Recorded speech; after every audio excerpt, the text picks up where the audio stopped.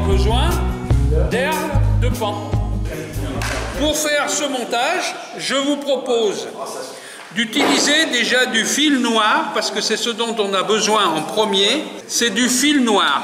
Le fil noir, moi personnellement, je vais utiliser du 8-0, mais si vous prenez du 6-0, ça marche aussi.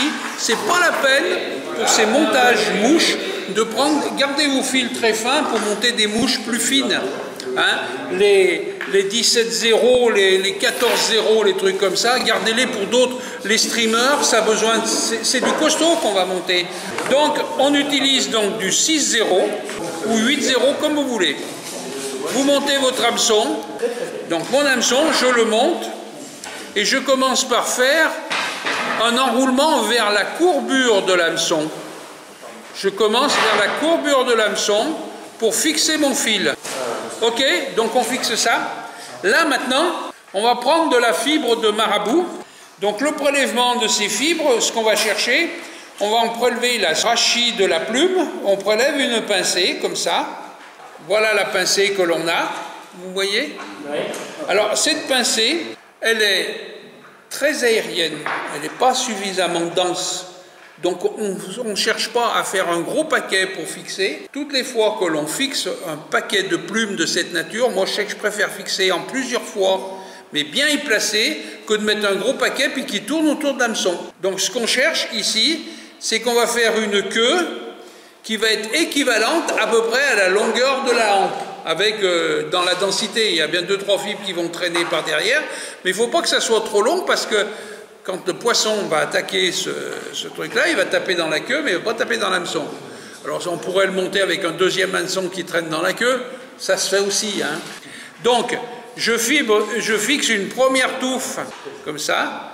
Alors, je ne sais pas si vous vous rappelez, on en a eu parlé, c'est le nœud guillotine.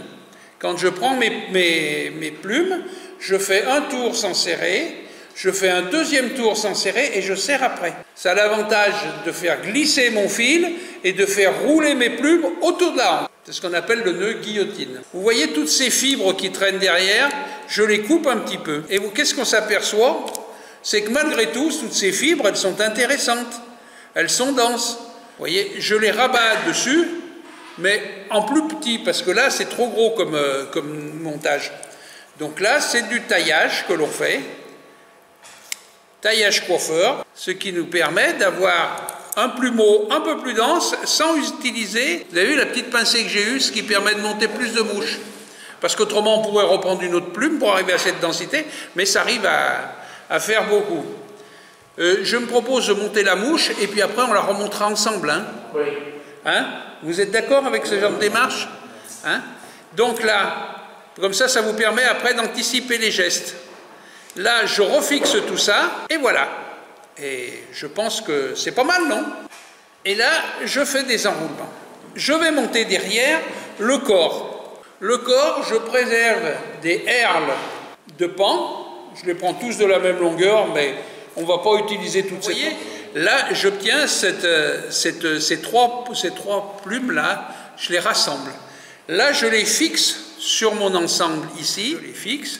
2-3 tours, pas plus, en allant un petit peu vers la hampe, et puis je reviens. Est-ce que vous voyez bien le montage? Là, maintenant, on coupe l'excédent, parce que ces machins, on n'en a pas besoin, ça nous gêne, on n'en a pas besoin. Donc là, on coupe l'excédent, et on va monter une plume de coq noire. Alors, je vais vous dire une chose, c'est du coq indien, c'est largement suffisant pour ce type de montage. N'allez pas chercher du Metz ou des trucs comme ça, c'est du lard au cochon qu'on va faire. Hein, je vous aurai des plumes, hein, je vous passerai mon coup, vous servirez. Donc, qu'est-ce qu'on va faire? Ces plumes, on va les ouvrir, vous voyez là, hein, vous voyez, on ouvre les fibres, on défait un peu le rachis parce qu'il y a des petites plumes de merde ici, on les enlève, d'accord? Et on vient poser cette plume sur les herles ici. Et on la fixe. Et là, avec mon fil, je vais aller jusqu'à 3-4 mm de l'œillet en spire jointive. Voilà, et je m'arrête là. D'accord? Je reprends mes herles de pan qui sont ici. Alors il y a la solution de facilité pour ne pas se casser la tête, c'est de les prendre et puis on les entortille tout de suite. Moi personnellement j'aime mieux leur donner un petit peu de corps. Je les prends, c'est pour ça que je les ai prises longues parce que quand elles sont courtes on ne peut pas bien faire voir en démonstration. Et avec le pouce et l'index, vous voyez, je la roule dessus. Et on fait monter l'ensemble ici, on roule dessus, d'accord? Et ça, on va l'entourer à spire jointive pour faire un corps. Vous voyez, le corps commence à faire, ça fait des teintes mordorées. Alors, vous voyez, quand on fait des démonstrations comme ça, on va un peu plus doucement et puis on fait des bêtises. Voilà, vous voyez? Alors, moi, je sais que personnellement, ça, je l'ai vu monter, cette mouche, par un copain. Alors ça, c'était extraordinaire, parce que lui, il la montait avec 1 kg de pan et un herle de condor. Et l'aile de condor, ça nous faisait un corps qui était gros comme... qui fait 4 mm de diamètre, 5 mm de diamètre. Mais là, bon, on n'a pas de condor, hein. Comment ça, tu te verras un peu plus?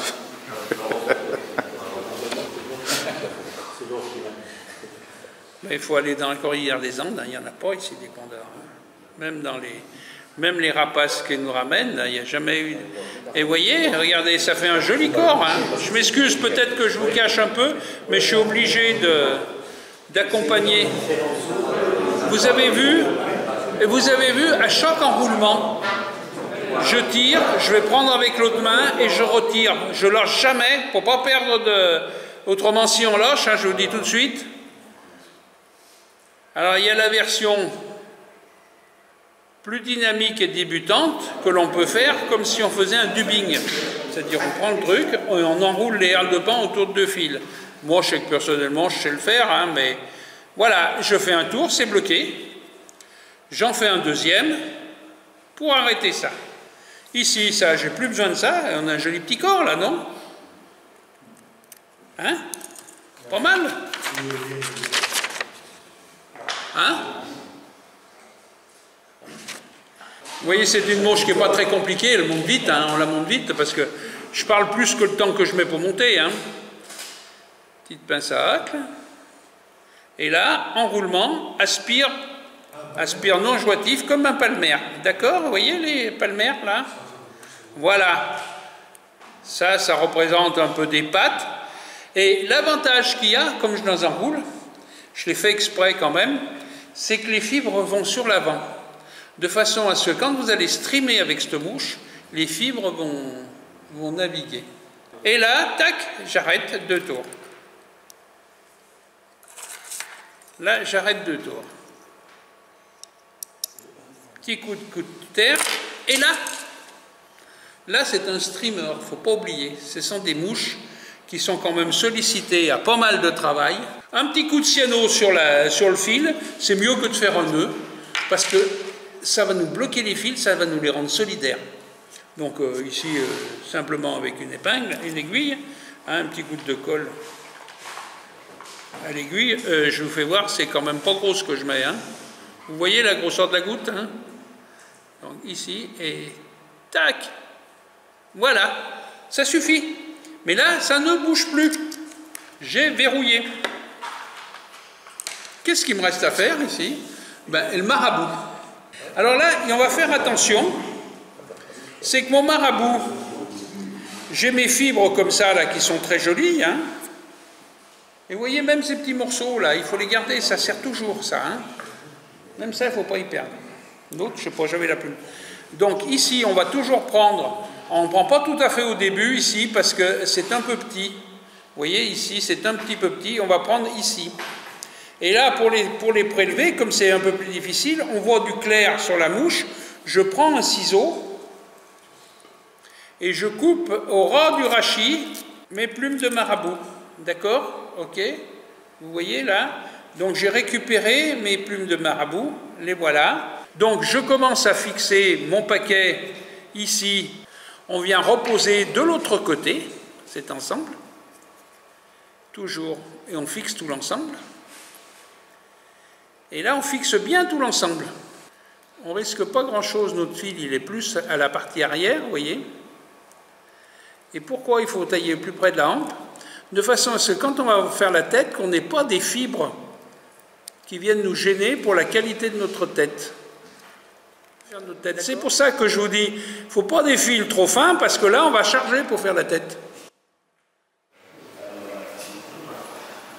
Toujours en même principe, hein.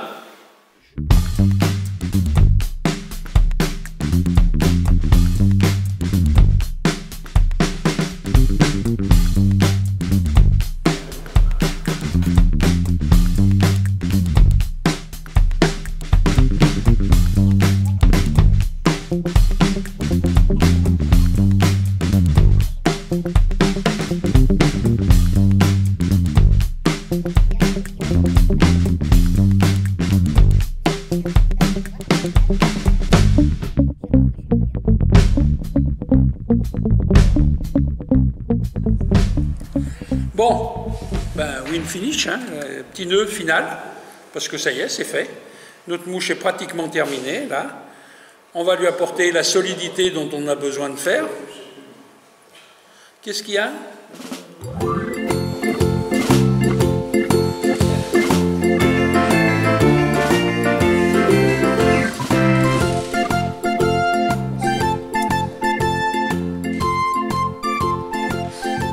Voilà. J'en fais qu'un, vous allez voir pourquoi. Parce que là, je commence à prendre de la gueule. Et un petit peu d'excédent là. On n'hésite pas, on pourrait le laisser, mais bon, un peu perfectionniste. Voilà, ça. On remet un petit coup de colle. Parce que autant je suis contre ce genre de choses quand... Putain, j'ai perdu mon aiguille. Ah. Je suis contre la colle parce que j'aime pas trop, mais pour les streamers, alors ça, je vais vous dire une chose, il ne faut pas hésiter de mettre de la cyano. Hein. Parce que quand vous êtes au bord de l'eau et que vous avez un fil qui commence à se barrer parce qu'il y a une dent d'un poisson qui vous a abîmé votre mouche et que c'est une mouche qui prend du poisson, hein, des fois, il vaut mieux refaire le bas de ligne, mais pas changer la mouche. Hein. Alors, il y a une chose qu'on peut faire aussi, là, ça ne gêne pas, on peut mettre une goutte de vernis, hein, de résine, hein, et puis bloquer à la... Pareil, hein. Vous voyez, moi j'en ai de la résine, hein, classique. Maintenant, par-dessus, on peut très bien le faire. On met une petite bille dessus, un coup d'UV.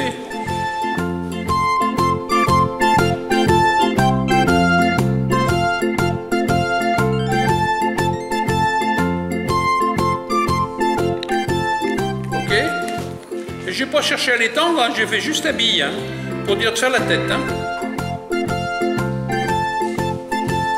Voilà. Ceci vous convient-il? Ben, moi, je l'ai trouvé sous le nom de Black Stream. Ah non, non. Alors, oui, alors là, pendant qu'on y est, on parle de streamer. Hein, je vous déconseille de lester les mouches de streamer, de pêche en réservoir. Il y a des mouches qu'on leste, qu'on fait, mais qu'on met des billes. Mais la plupart du temps, ne mettez pas de plomb dessus. Parce qu'il vaut mieux, pour descendre, utiliser des soies intermédiaires, des soies flottantes ou des soies plongeantes. C'est ça qui va vous descendre. Parce qu'une bille, une mouche lestée, si vous la prenez dans la tête, vous aurez toujours un phénomène de déséquilibre lors de votre lancer. Alors, je ne dis pas pour des nymphes, des trucs comme ça, on est obligé. Hein, mais tout ce qui est à tripatouiller, il vaut mieux chercher. Alors, vous avez soit plongeante, soit intermédiaire, soit flottante, mais vous avez aussi les bas de ligne intermédiaires, les bas de ligne plongeants, qui vous permet, sur une soie flottante, de mettre un bas de ligne intermédiaire et de faire descendre pour pêcher dans une certaine épaisseur d'eau. Hein, ou même plus profond, avec même la soie flottante, mettre un bas de ligne. Je vous ferai voir, j'en ai moi dans ma boîte, des bas de ligne plongeants sur une soie flottante. Et c'est intéressant, parce que là on descend, alors à un moment, un intermédiaire, vous allez descendre à 50 cm, avec une plongeante, vous allez descendre à 1 mètre. Alors que si vous mettez une soie intermédiaire, des fois, le temps que si elle est un peu lourde, elle descendra plus profond. Et vous n'aurez pas le temps. Et puis l'avantage, c'est de changer de bas de ligne ou aller plus vite pour changer votre bas de ligne. Parce que c'est tout du raccordement qui se fait par boucle. Hein, on met une boucle l'une dans l'autre. Hein.